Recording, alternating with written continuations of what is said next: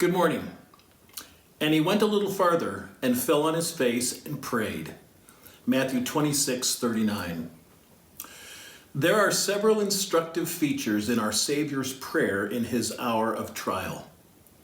It was lonely prayer. He withdrew even from his three favored disciples, Peter, James, and John.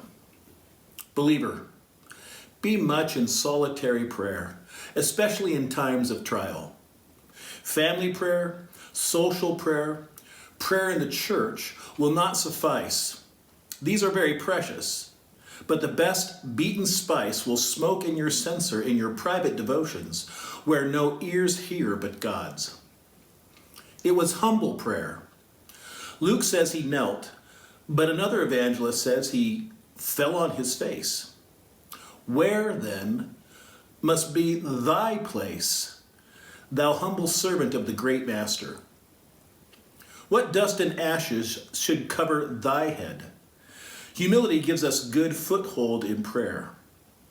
There is no hope of prevalence with God unless we abase ourselves that he may exalt us in due time.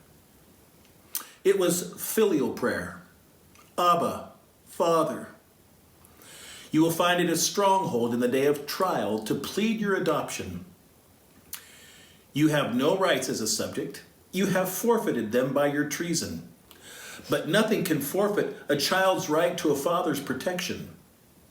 Be not afraid to say, "My Father, hear my cry." Observe that it was a persevering prayer. He prayed 3 times. Cease not until you prevail.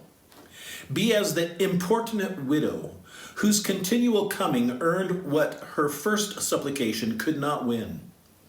Continue in prayer and watch in the same with thanksgiving.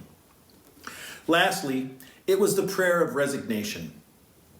Nevertheless, not as I will, but as you wilt. Yield, and God yields. Let it be as God wills, and God will determine for the best. Be thou content to leave thy prayer in his hands, who knows when to give, and how to give, and what to withhold.